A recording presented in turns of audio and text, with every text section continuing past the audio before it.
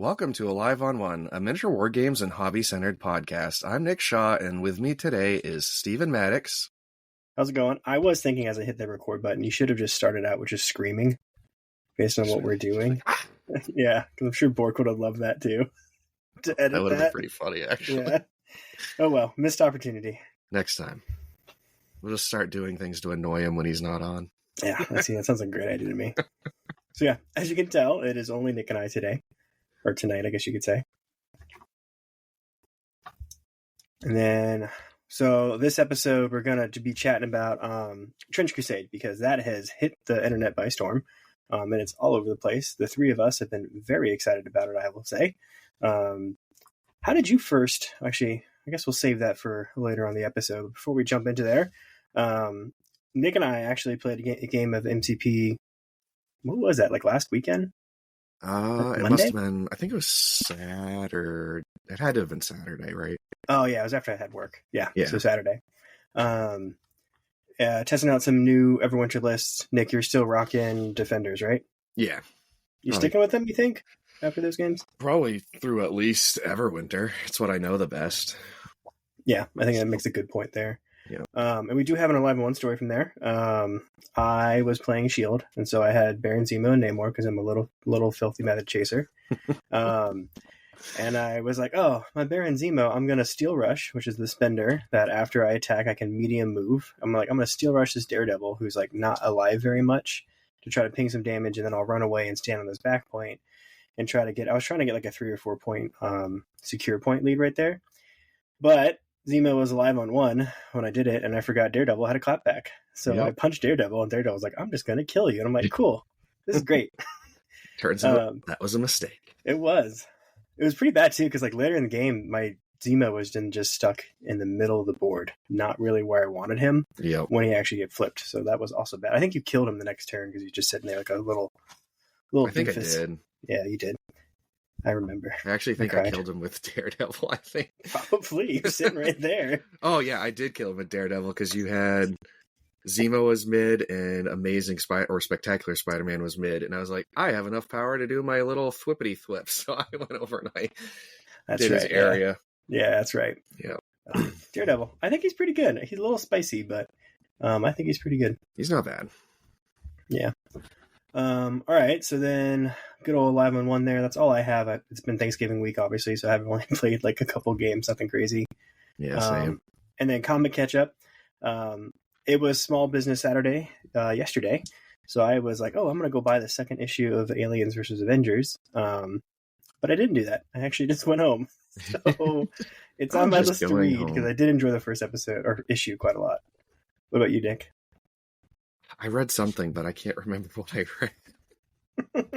I finished a graphic novel, but I don't remember which one. Does that mean it wasn't good? Oh, I remember now. I read the Transformers Volume 2. And it was very good, but I don't know why. I just like blanked on what I read. Yeah, I do that a lot in life, don't worry. But yeah, the current Transformers run is excellent. Yeah, I've heard really good things about it. Maybe one day, but I don't really read that often, so I won't pretend like I'm going to read it anytime soon. That's like Leagues of Votan and Warhammer finally got a book release for lore, and I do like that faction a lot, and so I remember looking at that, and I was just like, I'm not going to read this anytime soon. I'm not even going to pretend like I'm going to buy it. It came out like 2 weeks ago, I think. I hadn't even heard that, because I have that faction as well. So yeah, it's Gav Thorpe, who is a good Black Library writer, and I think it's called The Oath of the High Call, I think. I downloaded the sample on my phone and read that a little bit. I liked it, but again, I don't think I'm going to sit and read very much coming forward. Maybe in the new year I will do it. I've been reading a ton of regular stuff. Wow. I have not. What is the matter? There's children. There's life. Children. Wife. Well, I'm going to start talking about hobby life stuff. To talk over that. That is something I have been doing a lot of, is a lot of hobby stuff. Everwinter's coming up, and so we've talked about competition pieces, but I keep starting these and then stopping them and being like, nah, I'm not really feeling this. So I did more of that. I've been on a kick of Lord of the Rings models recently, so I have the old Balrog model from kind of like the early 2000s. It's a pretty old model. It is, dude, and building that model sucks. He does not go super well. So he's got lots of gaps and like kind of, you can tell like the actual injection mold is old, and so you get a lot of slipping of the plastic pieces. So it was a lot of filing down, a lot of sprue goo, which is where you melt your old sprues into some plastic glue to fill in gaps. And then I relearned that Milliput is a shit ton better than green stuff. I always forget how crappy green stuff is to work with. I don't know if you've worked with it much. I've used both. Sometimes I'll mix the two together. Oh, I didn't know you could do that. Yeah, you can. That makes sense. It's basically the same thing. Milliput is a little more brittle than green stuff. Yeah. So, it's also, but it's easier to work with for sure. Yeah. Especially for like gap filling, I'm trying to push it into stuff. Green stuff, sometimes I have a hard time getting it malleable enough to actually mess with it. It's a pain. Like, I think Milliput for gap filling is the way to go. Yeah. But you can mix them together if you want to get it a little more. That's a good idea. I'll have to do that. Because I had a couple like big gaps on this guy I needed to fill in. Mainly from his tail. Yep. So we'll see if I do that. He's a mostly probably airbrush kind of model. Because he's all flame stuff, and so it'd be really easy to airbrush the yellows down on there. So I might do that. But I might get distracted and paint a different model and not actually show up with anything, which is what it's starting to feel like is going to happen. I want to paint that Minotaur, but then I keep looking at the gaps and how I need to fix the stupid backdrop because it doesn't fit quite right. I keep rethinking it, and I might just do something completely different. So you're telling me that you need to mix Milliput green stuff together? And yeah, but it's a lot. That's fair. Yeah, it's not what I want to be doing. Sometimes like that, like what is it, speed bump getting into a project, it has to be kind of low to want it, otherwise you're like, oh my god, I don't want to do this. That's one positive about like modern GW models is there's not a lot of like fixing up before you can just get into the painting process. And so even Atomic Mass Games models are fairly they're much better than they used to be. Yeah, we're very spoiled this day and age, I think, in the hobby compared to back in the 2000s. I have a Gotrek and Felix model that I've had for Gotrek. I don't have Felix, but I might just pull that out and paint that for it instead. I don't even know what that is. So he's a dwarf. From the Fire Warhammer Dwarf Fantasy days. Yeah, okay. The Slayer. Yeah. Mm-hmm. I got Great you talking about now. But like you said, you probably will never read them. Nope. You don't read. What's words? I read when it's at work, and then I get home from work, and I don't want to read anymore. That's what it comes down to. You just got to start reading Warhammer Fantasy while you're at work instead of the important, stuff. That'd be a little weird. Last thing I started working on, though, it's going to tie into Everwinter is coming up. It's in a month, actually. Wow, that's really close. So I need to make a decision or something's here pretty quick. You do. Because otherwise you're going to be like, here's a slap chop model or here's a contrast model, but whatever. I found out Everwinter is hosting a Spearhead RTT. And Spearhead is like the really, like you buy your introduction box for AOS and it has just like a little army and they're all balanced around each other. Nick and I played a couple games recently of it too, and it's on the Friday before Everwinter, so it's a really good time where it's like most events are Saturday, Sunday. So I saw that, and it's just a little 3-rounder that starts at 6 p.m. I'm like, yeah, I'm doing that, because this game goes by in like 45 minutes. I can actually use my AOS models that I just look at on my desk usually, and actually play a game with them, so I'm really excited for that. Yeah, I'm debating on doing that as well. It's probably something you could sign up the day of, if you're like, oh, look, I have time. Probably. The only thing that's kind of stopping me is it's way pricier than I expected such a small event would be. Oh, are you looking at BCP or are you looking on the Everwinter page? The Everwinter page. Yeah. Is the pricing different between the two? Yes, it is. Because the BCP price it includes the convention pass, but if you already have it, you don't have to buy it. I already have it, yeah. Yeah, so I think it's just $25 or something like that. Yeah, but how many signed up right now? Like 6 people? Yeah, dude, that means more prizes for you. That's true. I don't know though. What day's Bork getting in? Do we know? I think he's getting in Friday. So he's staying Friday, Saturday. He's not going to do it, so he'll probably be like bored out of his mind. Probably not. Watching us play it. Yeah. Oh, we should do that then to annoy him. We should. That's the reason you're going to sign up. Probably, but that means I have to go paint up some more, or finish painting up my lizards that I had started. I mean, Do They're you easy though? enough. It's just I contrast the hell out of those things. Yeah, They're those guys are pretty built simple. for it. Yeah, and they pick it up really well because they're all scales. So you could. I'm looking forward to it. If anything, I'll just it's a different group of people. Have fun. I'll probably get my ass kicked because they came like twice. I don't know. I think it's what the hell is their official name? Sylvaneth. Yeah, the Sylvaneth I think are pretty decent. Yeah, they're tree guys. I just remember they move around a lot, which was really and I think that's why, because they have so much move. It's really easy to score. It's every stupid miniature game is all about the movement. It's what it comes down to. So they're probably one of the better ones. Yeah, but I could do lizards, or I could probably just pull out my skeletons and do some vampire stuff. Yeah, I mean, do you have a bunch of bats? I think they have a bunch of bats in their Spearhead. I'd have to look. I think I own everything that's in it, but it would just be a matter of what do I have painted. Yeah, you should. I'm kind of looking forward to it because past 2 years when I've gone to Everwinter, I've always just kind of showed up Friday and not done anything and sat around. Actually, I guess last Friday I played one game, so this way it's kind of nice to be like, I know I'm getting more games in. I know I'm getting like the actual bang for my buck. And I'm not just going to be antisocial in my room. Like, originally I had considered just not showing up until Saturday morning, driving down early. Yeah. But it's one of those things where like MCP kicks off so early on Saturday. I think it kicks off at 9. It's pretty early. I'd have to drive in the car real early. Yeah, that way I can just wake up and eat breakfast and be like, all right, I'm going to play some games and keep it easy. So yeah, Everwinter, January 3rd and 5th. It's in Boston. MCP is filled. There is a waiting list though. We're at 52 players, which is awesome. It's definitely the biggest MCP event I'm ever going to by a lot. I don't know about you. Yeah. I mean, I've mostly just done the very local stuff. So. Yeah. So super, super big. I'm looking forward to it. I think it's like equivalent size to AOS and 40K right now, which is also awesome. So it's pretty impressive. Lots of cool people coming out for it too. So I'm looking forward to that. I'm sure we'll have the podcast episode. We'll probably try to record one there, I think. I'll bring my mic down and stuff like that. And so we can grab people while we're there, I think would be really fun to do.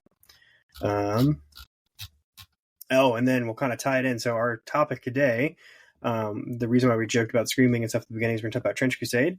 I want to see if people are selling anything like the printed STLs or like alternate sculpts down there at Everwinter, because I will buy those if they are there for this game. Yeah, like I'm with you, because I've kind of been scouring Etsy for stuff that I want to use as alternate sculpts, and it's not going as well as I want it to. Yeah. It's hard to find, because that's one thing we're going to talk about is the models they've already made for this game are so fucking good. They're really good. It is like not even funny. So yeah, let's jump into it, unless you got any other fun life catch-up things, Nick. Nope. I think we're good to start it. Yeah. Sweet. So Trench Crusade, if you haven't heard, it is an alternate universe history that has a miniature war game based around it. So it's taking place during like 1914 to World War I time is kind of the aesthetic. But in the story back in 1099, the Knight Templar discovered an ancient evil artifact and ended up opening a rift into hell. And so now you have demons kind of pouring out from Jerusalem into this alternate reality. And there's been like centuries of war ever since then. And so it is a little standalone skirmish-based game. So it's not like a huge, big old army thing, which I don't know about you, Nick, but I thought that was very nice to see that it's not a huge army thing. Yep, and I didn't realize that at first when I started seeing stuff popping up on YouTube. Same. When I first saw it, I remember it being like, oh, this is probably a full army thing. I don't really want to get into another one of those games.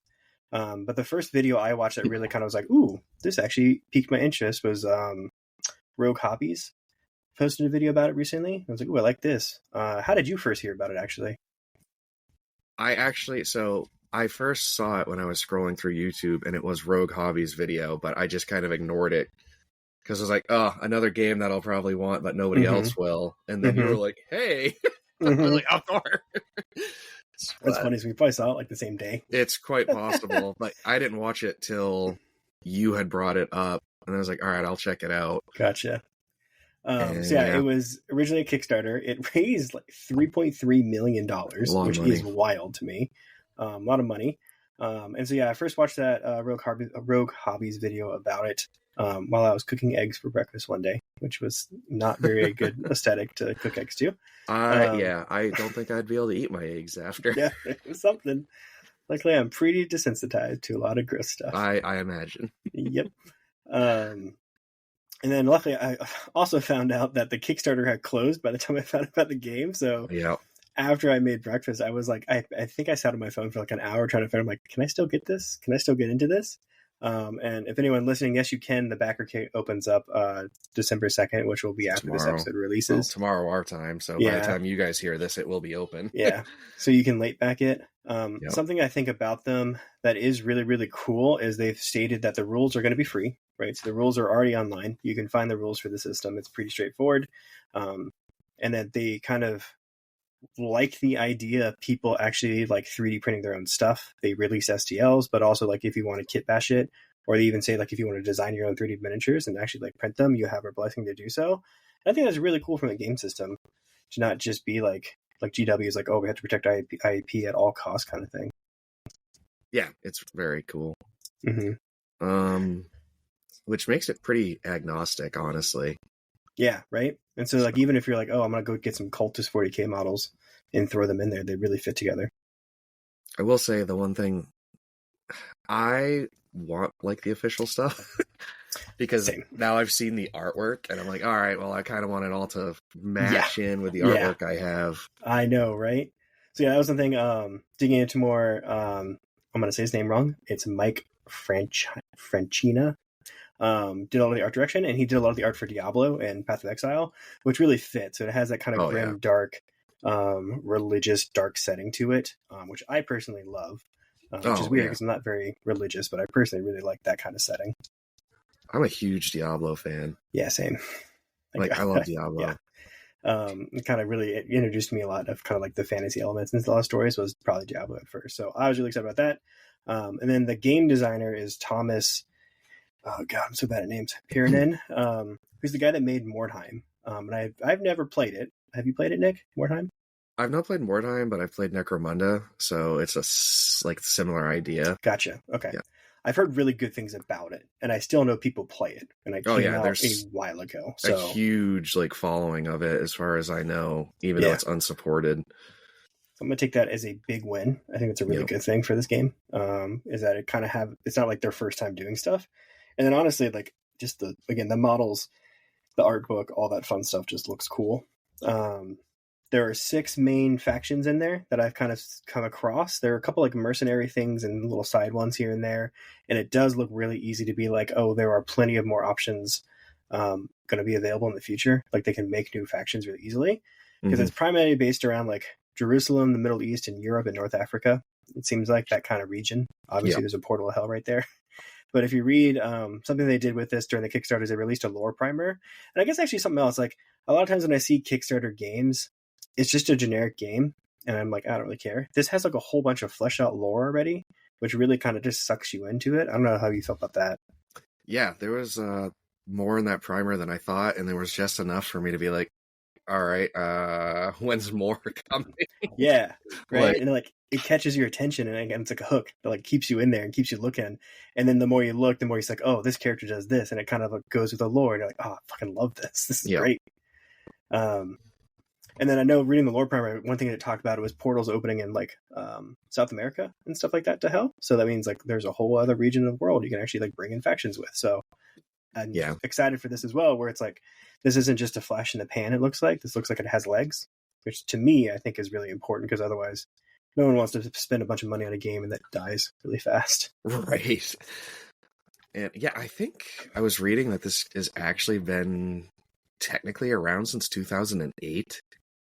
Oh shit, really? Yeah, but they've been the first like concept art was introduced in like 2008 for it. So it's been like a work in progress for quite a while. Dude, I love how out of the blue, out of the loop I am on this. It just kind of makes it more exciting. I didn't know anything about it, but apparently people did because it raised such a huge amount of money on Kickstarter. That's very true. So yeah, 6 main factions that you play as or can play as. It's kind of 3 factions of hell and then 3 factions of, I put in quotation, good guys, even though I'm not sure if you can call some of them good guys. But the 3 factions of hell is kind of like what's happened is since the portal of hell's opened up, of course, humans, not always the best people in the world.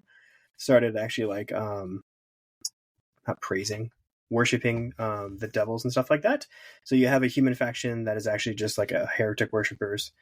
You got your true demons, which kind of remind me of like Corn demony, and then other demons, which are very, very feel like Nurgle, where it's a lot of like plague, boils, gross stuff, flies. It's very Nurgle without the happy-go-luckiness of Nurgle. Yeah, without the cute little Nurglings. It's just actually Nurgle with like a lot of gross stuff.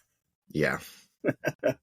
And then again, the three good in quote guy faction is and I kind of like this, how it actually has like the Islamic faction where it's not just like Christians versus the devil. It actually has Islam in there, which I think it just kind of gives the story more like behind it. I feel like it makes a lot of sense too. Especially because Islam and Christianity, they fought each other, right? Mm-hmm. But they both claim to worship the same God, so now they're kind of like working together. Yeah, I know, right?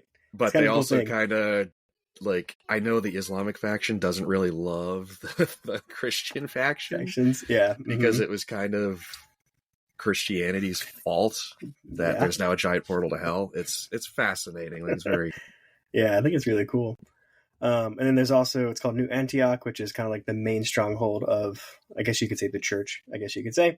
Yep. And then one of my favorite ones are I didn't write their names down. The Pilgrims? What are they called? Oh, the Trench Pilgrims. Trench Pilgrims, there you go, yeah. So it's just a bunch of fanatic, like regular people that are like super into God and then go to try to fight as many demons as possible. So they're just like regular dudes that are like super fanatical and die. Yep. And I think they're kind of funny looking to me. I think they're hilarious.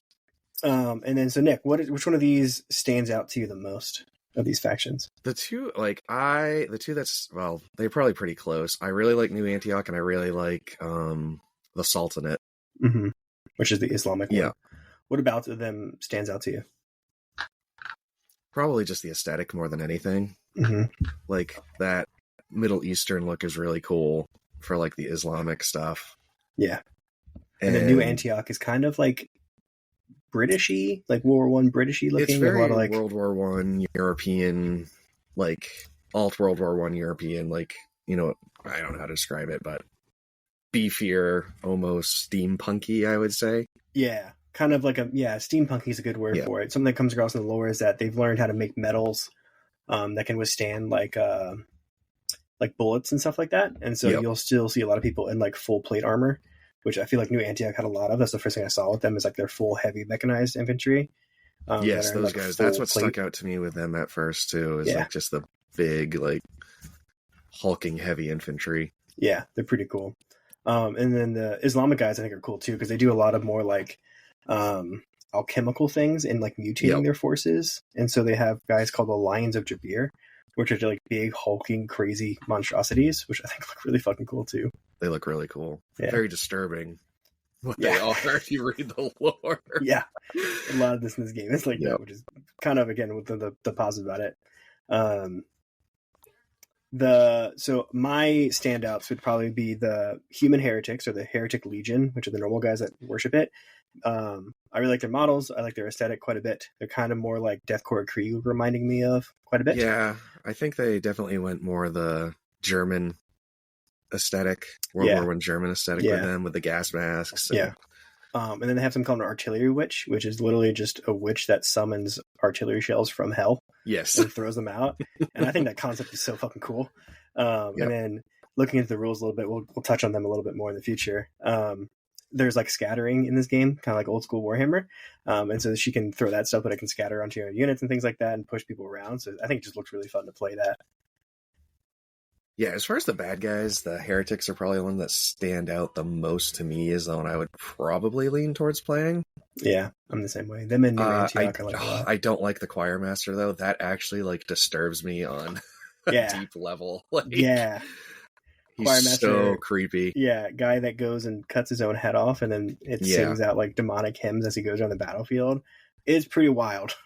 Just the artwork for it, like how his like freaking blood is coming up out of his head and making like really creepy stuff. Something I was watching a video about him that kind of someone stated about him that kind of just ruined it almost for me was they described the blood coming out of his severed neck as the 90s Microsoft screen shaver image where it's like the pipes going that makes all the the angles. Now I gotta look at it again because go look at the art. Is quite disturbed. Because if you look at the art, it looks like that's just coming out his head because it's going in these like 90-degree angles as the blood is like coming out. And I think that's why I found it so disturbing is because it's just such hard angles. I'm like, that's not right. Like, yeah, but now every time I see it, I'm like, that's a screensaver. Ugh. But yeah, so again, a lot of these models, a lot of this kind of lore, these characters are very, very grimdark, which I feel like coming from somebody that played 40K and played a lot of Warhammer back in the day, it was kind of like Warhammer shtick, and the lore is still very much that, but I feel like their models are not. I think a lot of newer Warhammer models are kind of a little toned back, which makes sense for them as a business because they're so big. They want to probably not ostracize their audience, right? No, and you have like young kids that are into Warhammer too. Yeah, so this really stands out as like, we're back to grimdark, and it's super grimdark, and there's lots of just gross, nasty, disgusting things. Oh yeah, like especially in the Black Grail, which is the Nurgle-like faction out there. Yeah, they're pretty creepy. Especially because that's like a faction that's led by one specific demon. Mm-hmm. Whereas the other two factions are kind of led by a council of like 7 demons. Which is kind of interesting. Yeah. Yeah. Yeah, I like them a lot. Some of the demon ones, though, like looking at the models, I'm not like super. They're not like super my jam, and then they also look like a pain in the ass to paint. Well, yeah, I'm kind of looking. That's free. I got them here in front of me. Yeah, I don't think the Court of the 7-Headed Serpent has too much going on. Minus like their 2 big guys would be kind of annoying. Mm-hmm. Yeah, it's big guys and then generic demon. But the Nurgles, it's so Nurgle. It's just Nurgle without the like smiles and happiness. It's like literally like a nasty bloated fly thing with like pus coming out and stuff like that. The Plague one guy Knight, I do like is there's a guy called the Plague Knight there, which is just like a really long-legged and long-armed looking knight guy, but he's got like that old school Plague Doctor mask, which I really like. I do like the Plague Knight. I think that guy looked really cool, but the rest of their stuff, I'm like, no, I don't need a bunch of headless, random, blobby dudes around. I don't want to paint that. I'm sure you can have fun painting it. Like, I'm sure that if you're down to paint Nurgly stuff, they're great models for you, but not my jam. I will say, you can paint Nurgly stuff pretty quick. Yeah, that's true. But you can also spend a lot of time on it. Somebody that painted some Death Guard. You can do a lot of little boils and pustules hanging around. I will say, I think the best bad guys are definitely the Heretic Legion. Mm-hmm. I agree with you. And I think it's because when I'm thinking of like trenches, that's more the aesthetic I'm thinking of. Yeah, I would agree. They kind of fit more what your brain is thinking about, which I think is a really big deal in them. What is their... Crap, I wanted to pull up one thing from them because they had one thing in there that I really liked. Is it the Werewolf? I think he's kind of cool. It's a werewolf in armor. Yeah, it's pretty cool. It's nifty. Yeah, it's mainly just like the basic guys. Like all their hero units, like nothing super crazy. Like I love the basic guys. Like, yeah, which I feel like usually if you look at like playing a different game or playing a skirmish based game, usually you want to like your basic troops the most because that's what you have the most of. Yeah. Right?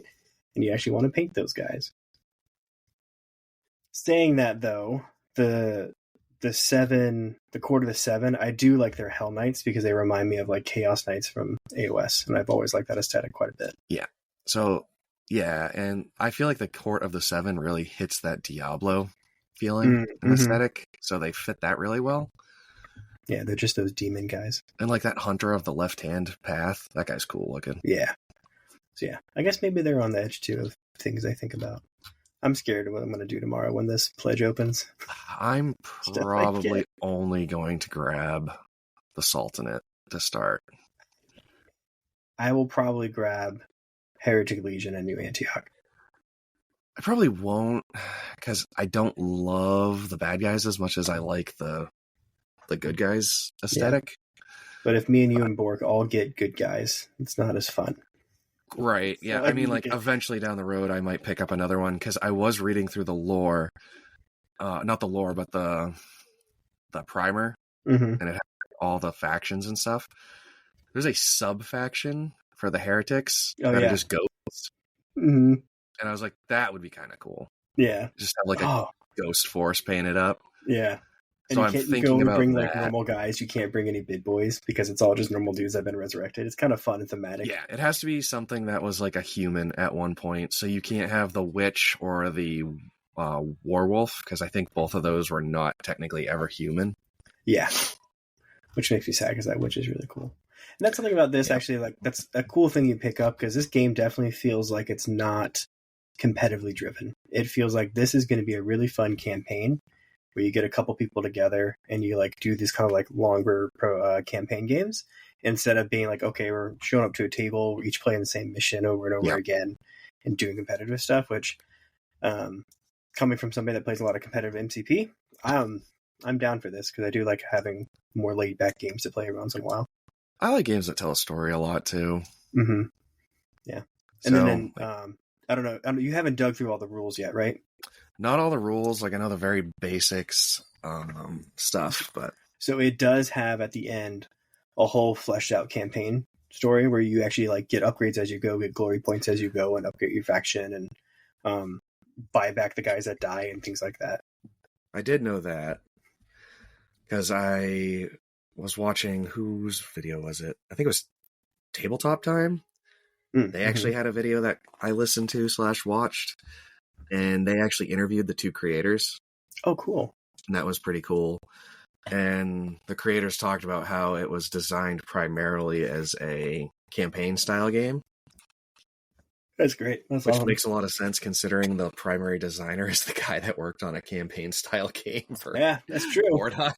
So. It kind of fits, right? Yep. So yeah, that's exciting then to have, again, something more just kind of like beer and pretzel game. You can have fun, you can lose, you're just there to kind of dick around and have a good time. Yeah. I'm excited for that, I gotta say. So I'm really excited for this. Yeah, it looks like a lot of fun. Mm-hmm. And some of the models look like pretty interesting and fun to paint too. Yeah. If anything, just go and Google Crusade. The Kickstarter is like the #1 link, because it's all still on there and it's laid out, and it puts them all in their factions of what they are. Because that was something too, is like they didn't release this Kickstarter saying, oh, we're going to make these models. They released this Kickstarter like, here are all the models. They're going to get shipped out in December. And so, oh yeah. Or you can just buy the STLs and print them yourselves. So they're like, they have it all there already. And so for me, especially, it's not like, because there are some Kickstarters where like you back it on Kickstarter and then you forget about it and then the excitement's gone. And then you're like, I wasn't super great about this. Oh yeah. Game well, I'm still waiting on one. Or that happens. You wait 5 years. Yep. The one thing they said that's going to take some time is they are going to release, like they have all the rules online, but they are going to release a rule book for it. They said that's going to take until mid to late next year to actually come out, because they want to give the artist some time to finish it, because we have a lot of the artwork in it, which I think alone is worth it. So I'm like, yeah, I will wait for that, because the artwork in this game is super cool. Yeah. Super grimdark, super Diablo-esque. Yeah, I don't know what that says about me when I think it's really cool to look at like models of dudes with holes in themselves and maggots crawling out of them and stuff like that. But hey, I don't know either. Whatever that means. It's a fun game. But I enjoy the grimdarkiness. Yeah. Like same. I usually prefer like the good guys, but I like the idea of like stomping some zombies and demons. Yeah, of course, right? How could you not?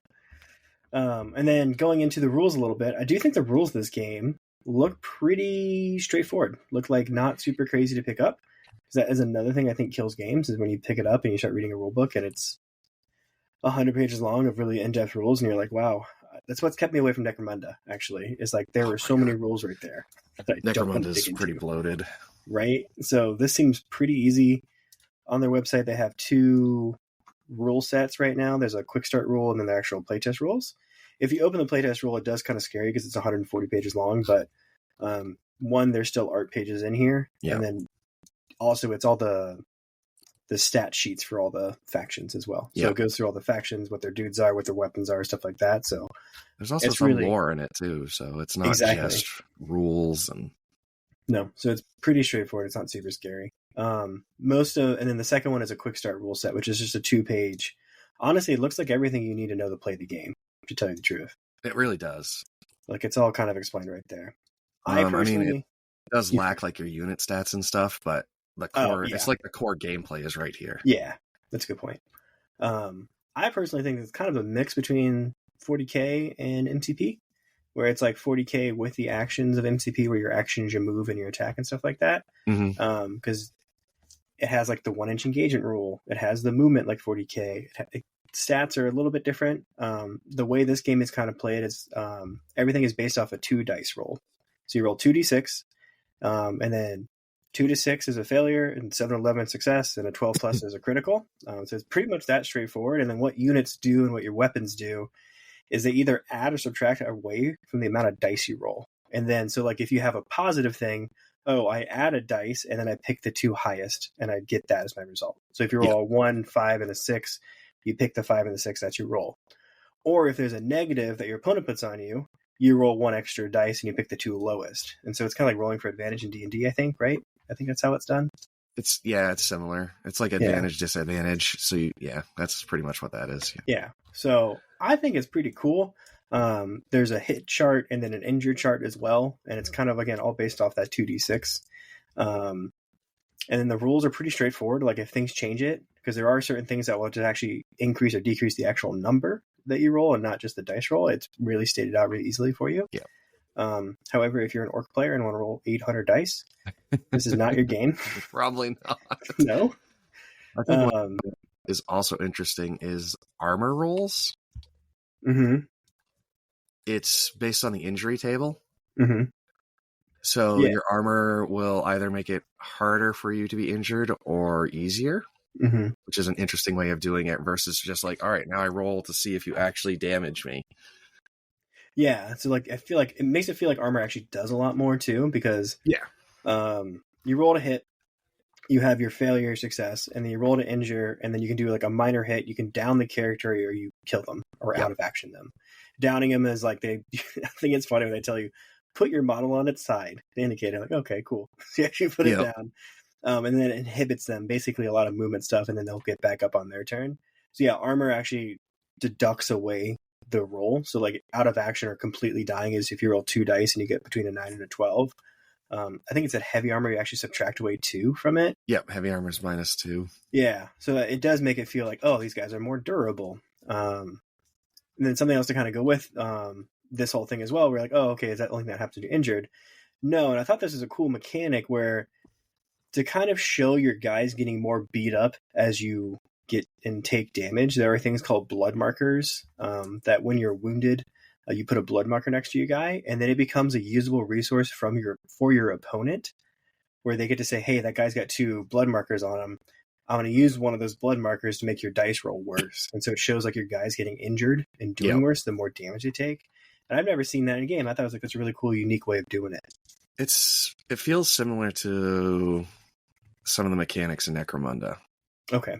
Makes sense. They seem pretty similar game. But in Necromunda, if a character is downed essentially and they're injured, their toughness, I think, starts dropping.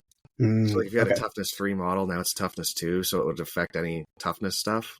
But this is interesting because it sounds like you can choose whether or not to use that marker.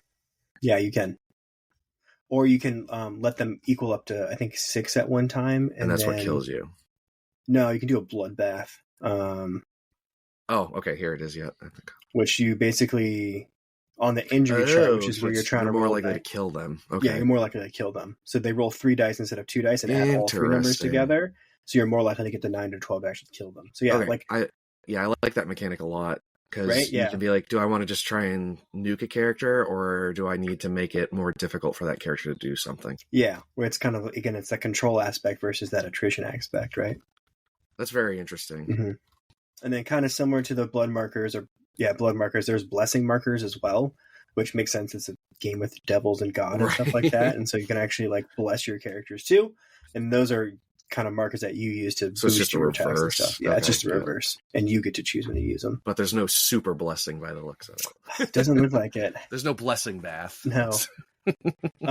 Reading the lore primer was funny because at one point the lore primer talked about how speaking of gods and blessings and stuff, just at 1 year, it was like God reached down and took the city off the map, and you're like, "What the fuck? What is that?" But you're not sure what it means. Yeah, it's like, did he like physically take it off? Yeah, did he destroy it? Like, yeah, Yeah, the And city of that was Argus actually interesting in that interview I was listening to. They brought that up, and he's like, it's like you might find out later. But right now, it's...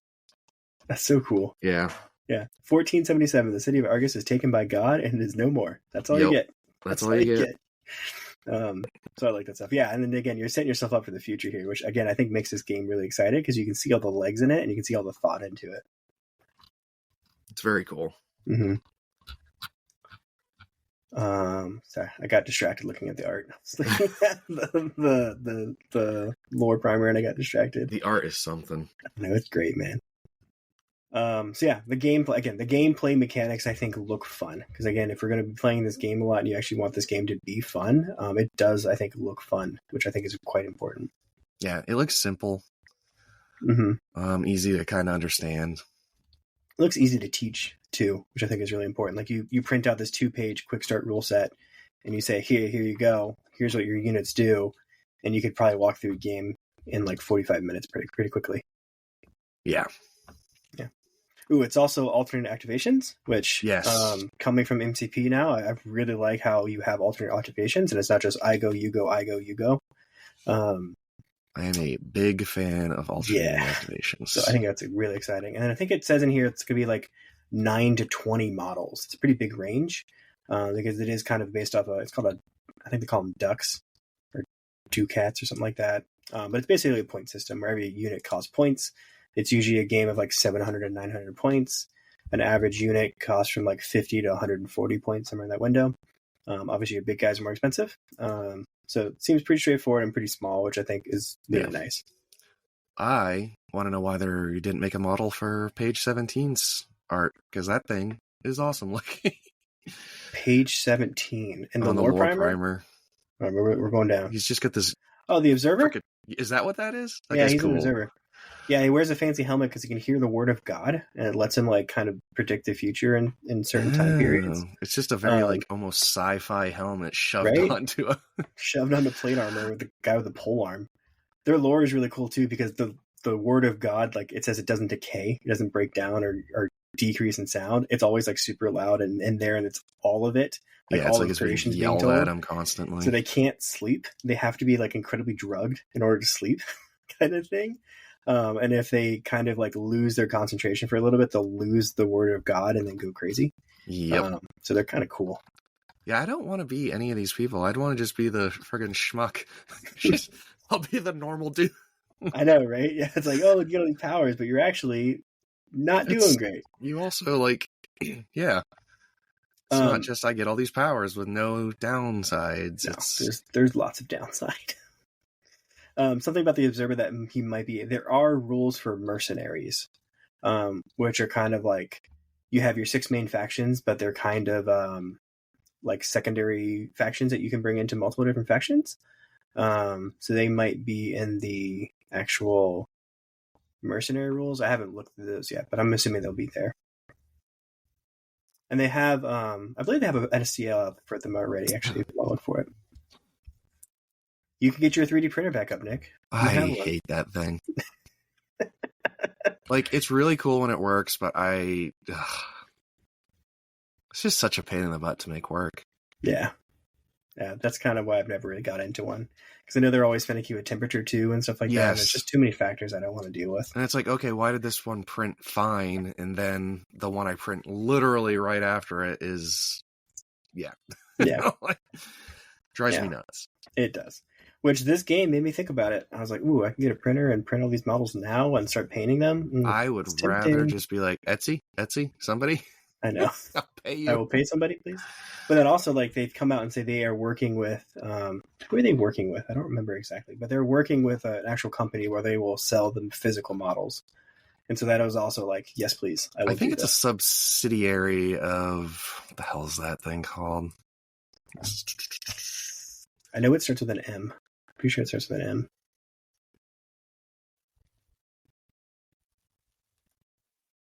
I think it's a My Manufactory. I think it's a subsidiary of My Manufactory. Okay, yeah. But yeah, I'm excited for that, and I will throw them money to send me models because I don't want to print them myself, and we'll go from there. I don't either. I also can't wait for like all the like sanctioned alt art sculpts. Oh yeah, basically, because I feel like you could do a lot of cool stuff. Because like I stumbled upon some like conquistador like helmeted guys. Oh, that'd be cool. So like just a Spaniard group, I think that would be really cool. But there was only like the base troops. Oh, There wasn't like troops for the like bigger guys. see, I would really like that because I think the trench pilgrims are cool, but they have like a cone helmet thing, which is supposed to be based off the Spanish Inquisition, but Yeah, that is the helmets that the KKK stole from there. And so every time you look at those models, you're like, I don't really want to paint those. Don't really want to put those on a table. So I would love an alternate sculpt of those fine. guys. Is it fine? Just don't paint them in white. Oh yeah. I can also imagine them getting here, being on my desk, and then my wife coming in and be like, "What the fuck are you doing?" Oh, now you have to get them. Try to set up a recording of a reaction to it. Yeah. Here, internet. Here is me getting divorced. I kind of like them just because they're so goofy.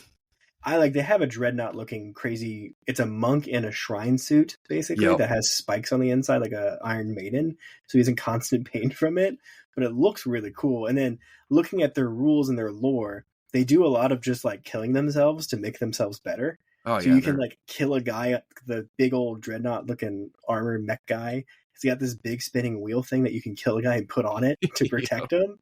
Or they just strap bombs to themselves and run at enemy factions and then blow up. The ecclesiastic prisoners, Yeah. But it's also, reading the rules made me laugh because you can roll to save on them and they won't die sometimes. Yeah, they might blow up, but they may not die.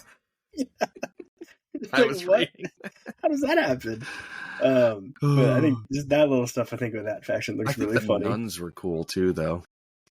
Oh, were they the healing ones or the crazy nice ones? So they're the crazy ones where I think they like show the wounds of basically one of the Metacrists. Oh yeah. Oh man, the Metacrisis as well. Like all the weird Jesuses and stuff like this in this game. That is also kind of disturbing. I'm like, all right, so now we have a cloned Jesus, which is just creepy. Not only do we have a cloned Jesus, but people eat the flesh of cloned Jesus to gain powers, which is even better. But I'm also not surprised about that because I could be wrong, but my understanding in Catholicism is when they take communion, they believe that once it like enters their body, it literally becomes the body and blood of Christ. All right. So it tracks, right? Yeah, so it actually fits really well. That's probably why I like this stuff, because I also have a freaking bachelor's degree in biblical studies. So yeah, so it's right there for home for you, right? Yeah. But it also makes it a little more creepy for me because I'm like, that's. I bet it does. Yeah. So I was going to say, when I come across weird lore, I'm going to ask you, I was like, does this actually exist in Catholicism, Nick? I don't know it. Like, I don't have as much in the Catholicism stuff. Like, I only touched a little bit on it, but Catholicism can be pretty creepy. It can. Like, it certainly can. So yeah. I think that's basically all I have from it. This art looks super freaking cool. I think the gameplay looks really fun. There are a couple battle reports already out there. If you want to look up how it's played. Again, it's hit YouTube like really big, like this week. I feel like. I listened to like a 2-hour lore primer on my way home from Boston the other day. So. Yeah. So yeah, even it's just good lore too. Like a fun story. It was funny because he got to a point where I don't remember what type of character he was talking about, but he's like, "There's also this character, but I'm not going to talk about it because of YouTube's terms of service."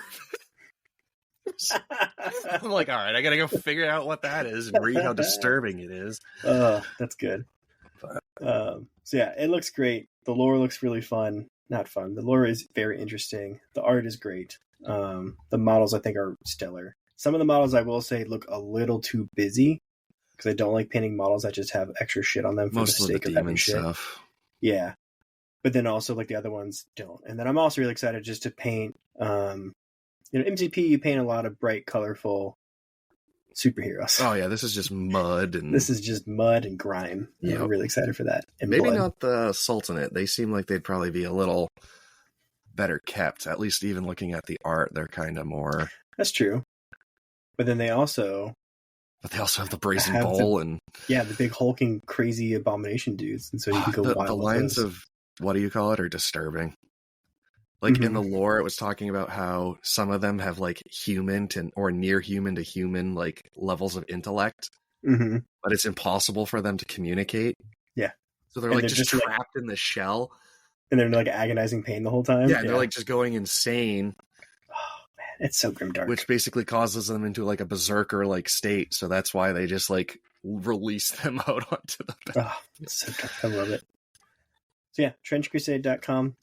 Look it up. I think you'll appreciate it. Or, there's 800 YouTube videos out there as well. Yeah. You'll either appreciate it or be so disturbed you won't sleep at night. Or you'll look at it and then you'll know when people are playing that the hobby store, you'll be like, I'm going to avoid those guys. They have a problem. Those are the Warhammer guys to the extreme. You got any last thoughts about it? I don't think so. I'm excited to try it. I would love to get some minis and a board built and do like a really, really good battle report. Yeah, that'd be really fun. Maybe we can reach out to Josh over at RSMP once we get stuff and paint it up, and he can do one for us. I think they actually have terrain. Yeah, they have terrain in their Kickstarter too. There it does, and we should decide what we want to do with that. Yeah, I'll have to look at that when it goes live tomorrow, what we want. I mean, if you know somebody with the type of printer that it wants to use, I don't think that terrain wants to necessarily be printed on resin. No, probably It's usually like PLA or... Mm-hmm. Something a little bit more suited for large stuff. So I think I'm pretty sure at least one of the guys at the shop would have a PLA printer. Maybe they'd print it up for us. Yeah, that's true. If we got the STLs. See if they sell it and then kind of go from there. They do sell it. I noticed you can buy it pre-printed and it didn't look super expensive. Like, where was it? Well, cool. We'll probably plan on that then, yeah. I think it'd be really fun to do a little battle report on this. Yeah, and I think you got to have trenches. I feel like... Call it Trench Crusade. So yeah, but like all the battle reports I've seen so far really have not had a trench, and I'm just like, come on, guys, give us some sort of trench. We need a trench. Yeah, gotta do that with crazy crosses on it and stuff. I want a trench with a big cathedral just stuck in there. Cool. We'll make this happen. It's very exciting. It's very cool. Well, cool. So yeah, we'll sign off. I think next episode we plan on getting Bork back on and each talking about our MCP list that we're bringing to Everwinter. And kind of going over why we want to bring it, why we're bringing certain things in it, all that fun stuff. So it's going to be a more nitty-gritty competitive episode. So Nick, start doing your homework. All right. And then I think after that as well, we're going to have one where we try to make a Weapon X list. Episode fell through because it was Thanksgiving and it's very hard to get us together. It was just hard, yeah. But hopefully we want to do that as well. This is December, so... Yeah, there might be some breaks here and there in December, but, in the new year, we'll be back on track for sure. Yeah. Cool. Follow us on Instagram. We're live on Instagram. We should post more on there. We should. I'm very bad at it, but I've just been like so busy and distracted with school stuff. Yeah. Fucking life. We do have a pretty active Discord. The link will be in the description below. Mainly focused on MCP, but we could probably make a let's make a Trench Crusade channel in there. I'll do that after we're done here. There may already be one. Bork already, I think, got on it. There you go. So we'll do that and talk about Trench Crusade. You can always email us at 11one@gmail.com as well. We'll have an affiliate link to Huge Miniatures in the description below. Yes. Great time if you want to go to Trench Crusade to pick up some basing material to be muddy and gross and nasty. Yep. I know they have great stuff for that, just texture paste and actual, again, urban debris and stuff to bring like a 3D element to your base is really important for that stuff. So that will be there as well. If you have time, please leave a review on Apple or Spotify or wherever you listen, even if it's a negative review. I'll still read it. But it always helps us grow and kind of get the channel out there more. And we really appreciate it. And then, Nick, any other closing thoughts or ideas? Oh, hit everything, I believe. Perfect. Awesome. Well, then, like always, Godspeed, Spider-Man. And then hopefully I ended this correct.